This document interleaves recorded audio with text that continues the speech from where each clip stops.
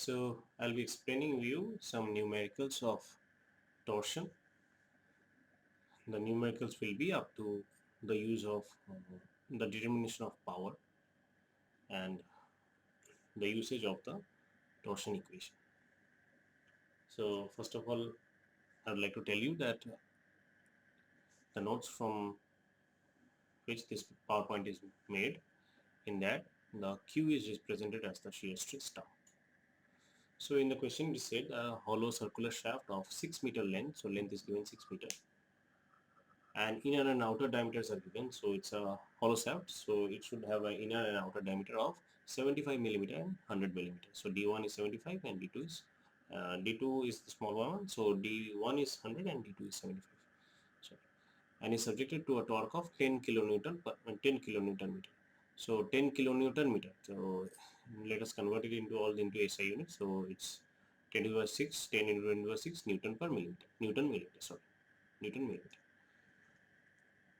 So it's given if G is equals to 80 GPa. So GPa is also again converted into Newton and millimeter. So it becomes 80 into 10 to the power 3 Newton per millimeter square or megapascal. Determine the maximum shear stress produced and the total angle of twist. So these are the data given, which is already I have just discussed with you.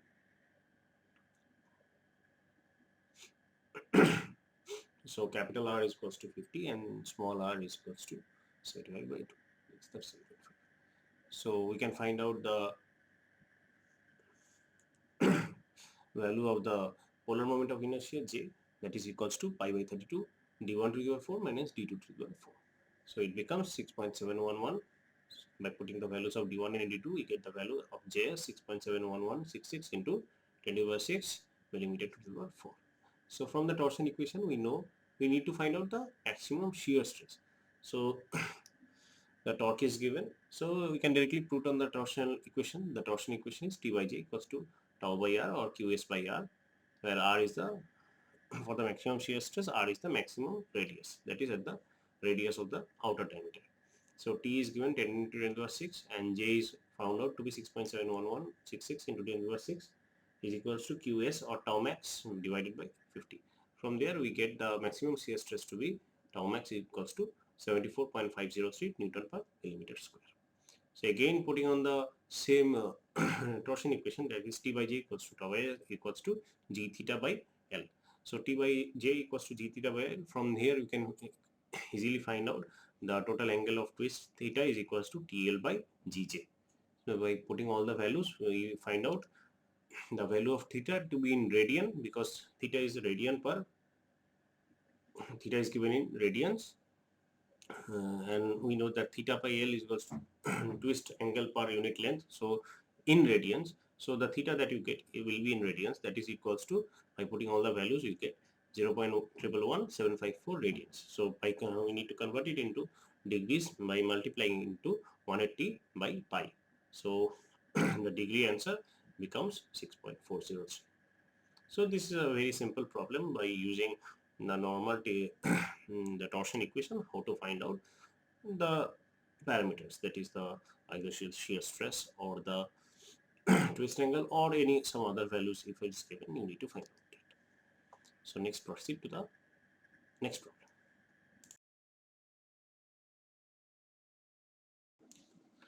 So in this problem, it is said that a shaft is required to transmit 245 kilowatt of power at 240 rpm. The maximum torque may be 1.5 times the mean torque.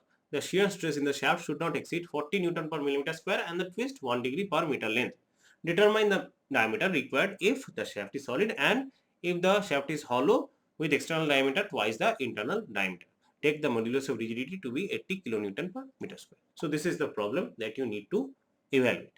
So here the power is given in 245 kilowatts. So we'll just, the other dimensions are given in Newton per millimeter. So we consider everything to be Newton per millimeter and do the problem.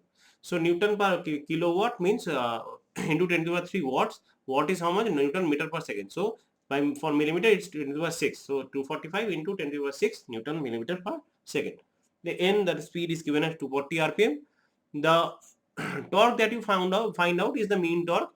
So the maximum torque is given 1.5 times of the mean torque. So the by the torsion equation that you find out is the maximum torque. So for the maximum shear stress, the value that you find out is the maximum torque. So the maximum torque will be how much? It will be 1.5 times the mean torque.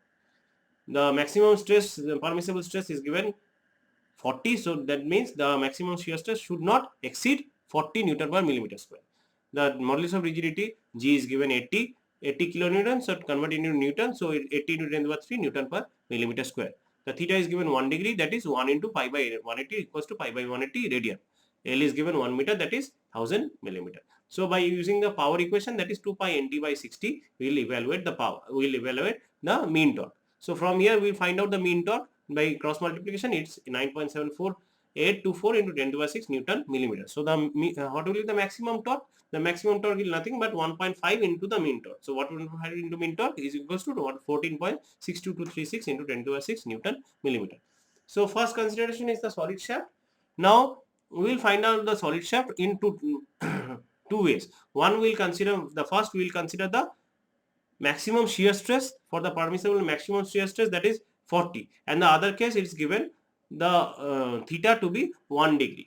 So first we will consider the maximum shear stress and do the calculation and find out the diameter, and then we will consider the theta to be 1 degree and find out the diameter. So you will get two different values and we will take one value. The value we will take, I'll explain afterwards.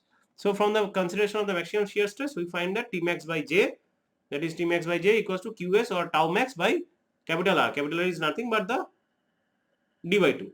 So half of the diameter, that is from here we know that T is equals to pi d cube by pi d cube into tau s or pi d cube into Qs by 60. So from here just putting the value of Qs or tau max to be 40 and the other values T equals to T max, that is 14.62236 into 10 to the 6, we find out D to be 123.02 millimeter.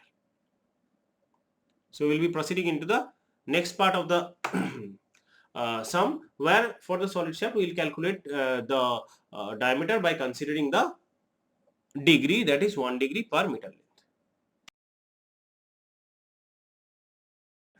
is equals to G is given 80 into 10 to the 3 into J pi d over 4 by 32 into 1 into pi by 180, so it's pi by 180 into 1 by L. 1 by L means 1 by 1000 millimeter. So it's coming to be, the D value is coming to be 101.628 millimeter.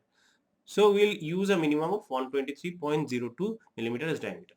So I'll explain this later words. Why we have taken this value, why not this value? So again for the hollow shaft we will consider two diameters, one is the D1 and the other is the D2. Here D2 is given, so J will be pi by 32 D1 to the 4 minus D2 to the 4. So D2 is how much? D1 is equals to twice of D2, or D2 is equals to 1.5, 0.5 of D1, 0.5 times of or half of D1. So it's D1 to the 4 minus 0.5 D1 whole to the 4. So it's coming to be 0.092038. D1 to the 4 is your J value. So here also we'll consider two equations. One is the consideration of stress, the other is the consideration of your angle of twist. So by the consideration of stress, by equating T max by J equals to tau max by D by 2, D1 by 2, we get D1 equals to 125.696, and by the, so D2 is somewhat half of this value, and from the angle of twist we find out D1 to be 103.281 millimeter. So the half of this value will be equals to D2. Now here also we have taken the minimum dimensions to be 125, that is for the consideration of stress. Now why you have taken the value of consideration of stress?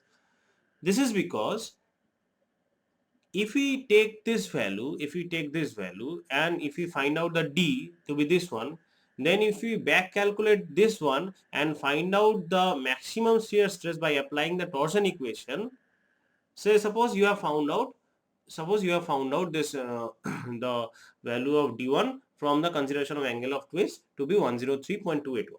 So here we have not considered the tau max to be 40. So what will be the tau max then? If you just put this value over here in this equation, so it will be this one divided by 2 equals to T max. T max is already given by J. J is already given, that is D1 to the power 4. So you have the value of D1. So you need to find out this, only this value, that is QS, that is, it's not 40. So you will get a value which will be greater than 40. You will get a value in both the cases which will be greater than 40.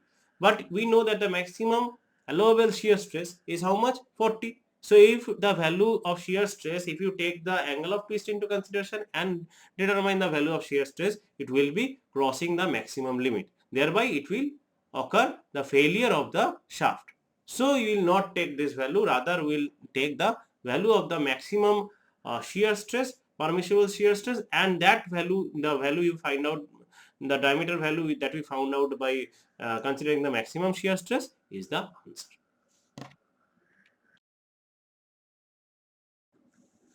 So here the next problem. So in this problem, it is a proof, that is proof that a hollow shaft is stronger and stiffer. That means we need to find out it's stronger. That means it's the torque, that is the twisting moment is of a hollow shaft is higher than that of a solid shaft, and the stiffness is of a hollow shaft is greater than that of a solid shaft. And the conditions are given. The conditions are it's of same. Both the hollow and the solid shaft are of same material, same length, and same weight. So for this, we will have a. How will just proceed. So let D be the diameter of the solid shaft, and D1 and D2 are the outer diameter and the inner diameter of the hollow shaft. So as the condition is given that both are of same material and same weight and same length is given. So we can say that as the weight and same, so the weight should be of the hollow shaft should be equal to the weight of the solid shaft. So what will be the, what is weight? Weight is nothing but mass into G, acceleration due to gravity. So what is mass? Mass is nothing but volume into density. So how to compute the volume? That is the area into the length. Area into length will give you the volume, into the density rho will give you the mass, into your G it will be the weight of the shaft. So for the solid you have pi d square by 4 into rho L into G. G can be cut from both the sides, is equals to pi d square pi by 4 into d1 square minus d2 square into rho L. So as the materials are same, the length is also same. So rho and L can be cut out from both the sides. Pi by 4 and pi by 4 can also be cut out. So you are left with d square is equals to d1 square minus d2 square, where that is the diameter of the solid shaft, the square of the diameter of the solid shaft is equals to the difference in squares of the diameter of the external and internal diameter of the hollow shaft. Okay, so let so you'll find out the ratio of the torque to find out which one is strong. So we'll find out the ratio of TH, that is the T, because we need to prove that hollow shaft is more stronger than a solid shaft. So we'll take the hollow in numerator and solid in denominator. So here we are taking, say let TS be the torque resisting capacity of the solid shaft and TH be the of the hollow shaft. So what will be TS? TS from the torsion equation, TS by JS equals to tau max or QS by D by 2. So from this equation we know already that TS is nothing but pi by 16, pi d cube by 16 into QS, where QS is the maximum shear stress.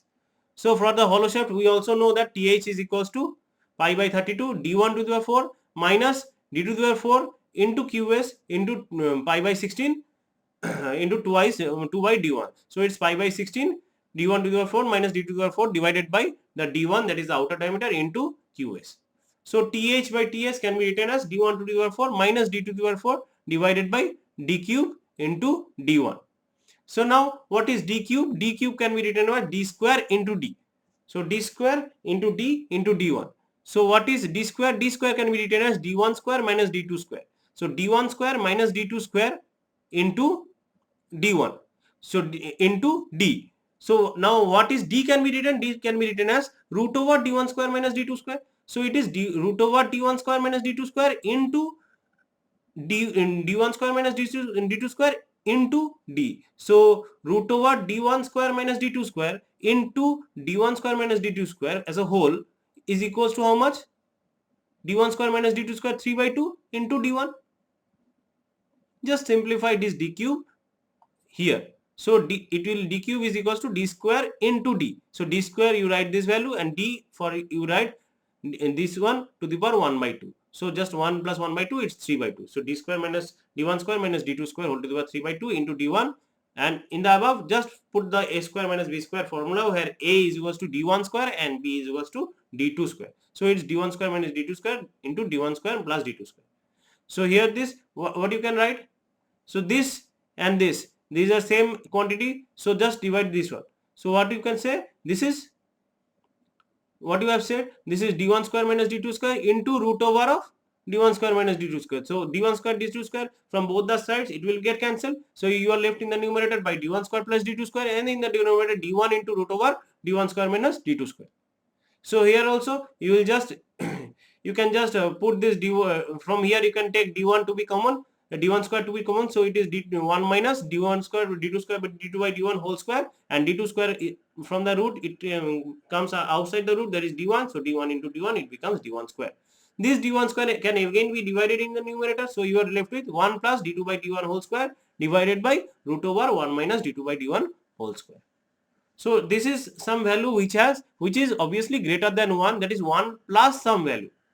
1 plus some value. So 1 plus some value, it may be anything, any positive value, it has to be greater than 1, and the denominator is 1 minus some value, and that is that to under root. So anything which is 1 minus and then under root is less than 1. So th by ts in the numerator is greater than 1 and the denominator is less than 1. So obviously th is equals to something where which is greater than 1 and or which is greater than ts, obviously, because it is the numerator is, as the numerator is greater than 1, so the total quantity is greater than 1. This one is greater than 1 and this one is less than 1. So anything divided by less quantity, that makes the total quantity higher. So th by ts is greater than something 1, so something value. So th is greater than obviously ts if we just cross multiply. Therefore, we find that the hollow shaft is stronger than the solid shaft when the weights are same. So in the next slide, I'll just explain to prove that the hollow shaft is stiffer.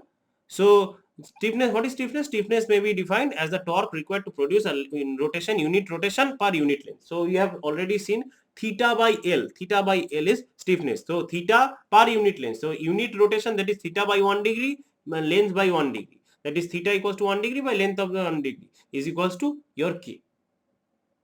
So we will be proceeding to the next slide. So as I have already said that the stiffness is the torque required to produce an unit rotation for an unit length. So if we just replace the T here by K, so for unit rotation and unit length, the values of theta and L will be 1 and 1. So K by J is equals to G into 1 by 1. So here we can say that K is equals to G into J. That is the product of that is the torque required for unit rotation at unit length per unit length. So that is K is equals to the product of G, that is the modulus of rigidity, into J, that is the polar moment of inertia. So for here also we will get two values. One is Ks for the solid shaft, the stiffness, and Kh, the stiffness for that of the hollow shaft. So Ks is nothing but G into the value of J for solid shaft, that is pi d to the power 4 by 32, and for H, Kh is equals to G into pi to the power pi by 32 into d1 to the 4 minus d2 to the 4, where d1 is the diameter of the outer diameter of the hollow shaft and d2 is the inner diameter of the hollow shaft. So as we need to prove that the hollow shaft is more stiffer, so we'll take the h in kh value in the numerator and ks value in the denominator. So kh by ks equals to d1 by the 4 minus d2 to the 4 divided by d2 to the 4, where d is the diameter of the solid shaft. So here we just put the values of and just put the values of d1 to the 4 minus d2 to the 4 in a square minus b square formula. So we get d1 square minus d2 square into d1 square plus d2 square divided by this is already we know that d square is equals to d1 square minus d2 square. So d square whole square is equals to d1 square minus d2 square whole square.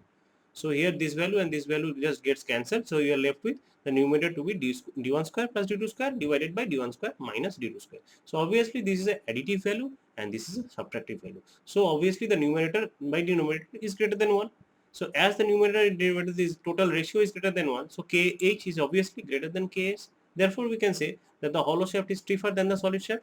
And so when the weights are same, both the stiffness as well as for the stiffness of the and also the your strength, that is the torsion, that is a torsional moment or the torque for the hollow shaft is greater than that of the solid shaft when the weights are same. So the stiffness and the strength both are higher for a hollow shaft.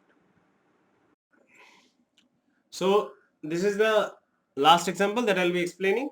Here a solid shaft transmits 250 kilowatt and 100 rpm. So the rpm is given as 100 and the power is given as 250 kilowatt. If the shear stress is not to exceed 75 Newton per millimeter square, that is the maximum shear stress QS or tau max is given to be 75 Newton per millimeter square. What would be the diameter of the shaft? So you need to find out first the diameter. If this shaft is to be replaced by a hollow one whose internal diameter is equals to 0.6 times the outer diameter. Now this shaft has to be replaced by this is the solid shaft. It is replaced by a hollow shaft whose D2 or the internal diameter is equals to how much? 0.6 times, that is D2 is equals to 0.6 of D1. Determine the size and the percentage saving in weight and the maximum shearing stress, being the same. That is the maximum shear stress for the solid shaft and the hollow shaft has remained same, and within keeping this value to be same, we need to find out the size, that is the diameter, that is the diameter of the diameters of the hollow shaft, and the percentage saving in weight, that is how the weight is saved for the solid shaft from the solid shaft. So we need to find out the difference in weight of the solid shaft and the hollow shaft and divide it by the bigger weight, that is of the hollow shaft, into 100. That will give the percentage saving in the weight. So proceeding to this sum, we have the given values, that is n equals to 100, the tau max or QS to be 75 Newton per millimeter square.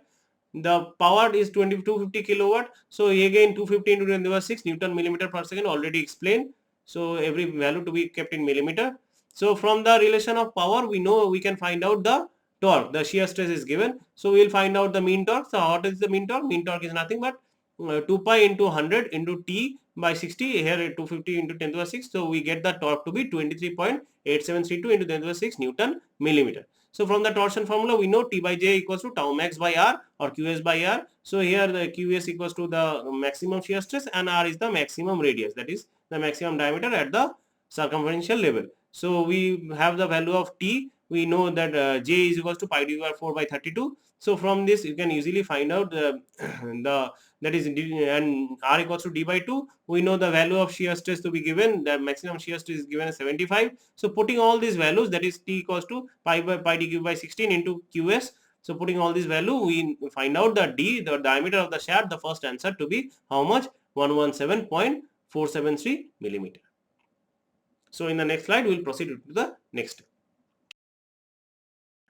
So continuing from the previous slide, we have for the hollow shaft, the D1 to be the outer diameter and D2 to be the inner diameter. So here the from the question it is given that D2 is equals to 0.6 of D1. So 0.6 of D1 is given. So we know the torque to be pi by 32 D1 to the 4 minus D2 to the 4 into QS. QS divided by D1. QS divided by R or D1 by 2. So here we just put the value of D2 to be 0.6 D1, and in the equation we get pi by 32 D1 to the 4 minus 0.6 D1 whole to the 4 into QS into divided by R is equals to D1 maximum diameter D1 by 2. So we put the value of torque from the previously obtained value, that is 23.8732 into 10 to the 6 equals to pi by 16. So this 2 and this 32 can be cut and it's pi by 16. So it's 1 minus 0.6. So it's just take D1 to be common. It's 1 minus 0.624 into D1 cube into 75. From here we find out D1 to be 123.036. So 0.6 times of 123.066 is given the value of D2, that is 73.822. So this the dimensions or the size of the shaft are obtained. So to find out the weight of the shaft, what we need the volume into density. So volume into density into G. So we can get the weight. So for finding out the volume, we need the cross-sectional area of the hollow and the solid shaft. So for the solid shaft, it's pi d square by 4. This d is the d obtained earlier. So from that value, we get 10838.421, and from the hollow shaft is pi by 4 d1 square minus d2 square. So d1 and d2 is already obtained. So it's 7609.164. So what will be the percentage weight? Percentage weight saving, there is weight of the solid shaft. So it will be the difference in the weight of the solid shaft and the hollow shaft. Obviously it is said that the hollow shaft is lighter. So the hollow shaft will be the value of the hollow shaft will be subtracted from that of the solid shaft and divided by the greater value, that is the solid shaft, to get the percentage save in the weight. So into 100 you will get the percentage. So what is the percentage then? So weight of the solid shaft is nothing but the area into rho into L. Into L means the volume, into rho means the density, that is the mass, into G, that is the weight. So G, rho, L from both the sides will get cancelled because the shaft are of same material. So the difference in this one, that is 1083.121 minus 7609.164. This one as the weight of the difference in weight of the solid shaft and the hollow shaft divided by the weight of the solid shaft, that is 1083.8.421 into 100 will give you the percentage saving in the weight. That is the percentage is how much? 29.795 percentage weight has been saved. So this is the problem. So apart from these 4 problems, there are other problems also in the chapter, which will consist of the tricky. These are the main tricky problems. The other problems also can contain different values of the power. Now after this, we will just continue the torsion chapter with the step shaft, that is the combined shafts, the shafts in series, shaft in parallel, and also we'll be getting into details the these are the cases of pure torsion. So apart from pure torsion, there are other cases where the effects of bending and torsion are both are applicable to it. So we will get into that details in the torsion second part of the chapter. Please wait for that video. Thank you.